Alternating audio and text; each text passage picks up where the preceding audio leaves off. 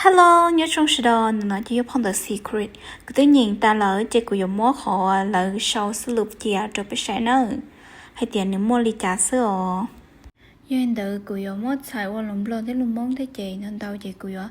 nhìn ở lùm mấy cả một trò lùm lo chỉ trò lùm món kia xí nữa. Cứ chỉ tao xài tiền cho của xài nóอยู่trò ít bộ % để xí mà cứ xài đi của cha thế cho lùm món là của những chia cho đi họ của báo thế cũng có xía cho biết sự đó là giờ thì dùng đi trả là biết sao cái nữa. Khó sự thà nó cho nên yo hay thế. The great secret of life is the law of attraction. ความลับที่ยิ่งใหญ่ของชีวิตแม่นกฎแห่งดึงดูดและรู้ใจรสชาติแต่เก๋วันนิ่งย้อยอดจดใจจุและยอดเดียดจดใจงูข้อที่อ้อนเด้อ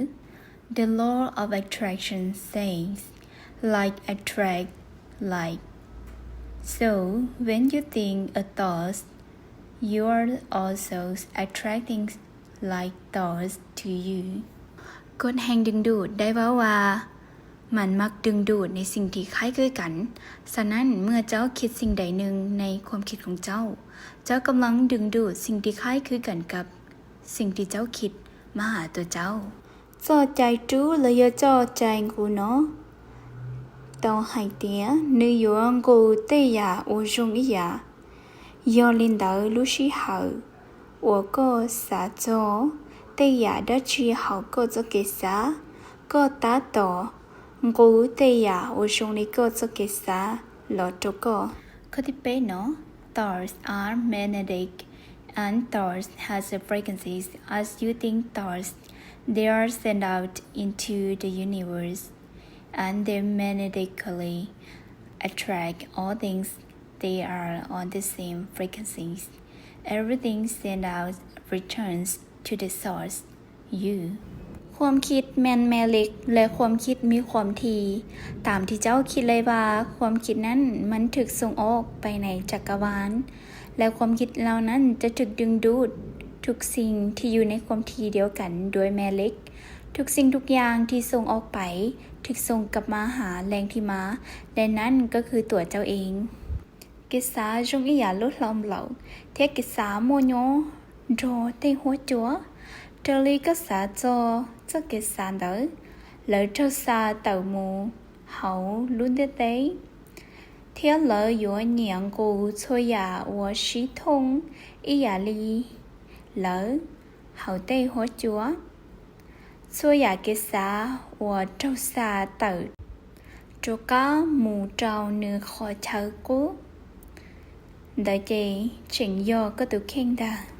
ข้อที่เปล่า You are like a human transmission tower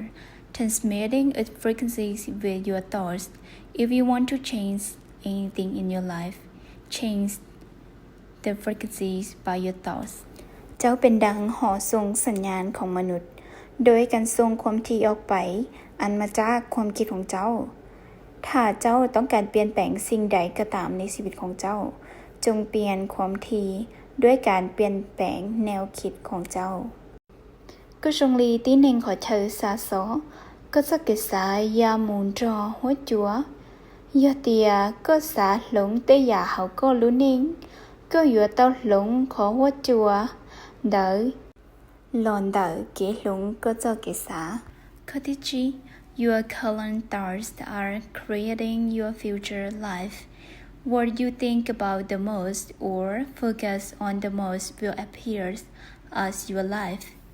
ความคิดในปัจจุบันของเจ้ากำลังสร้าง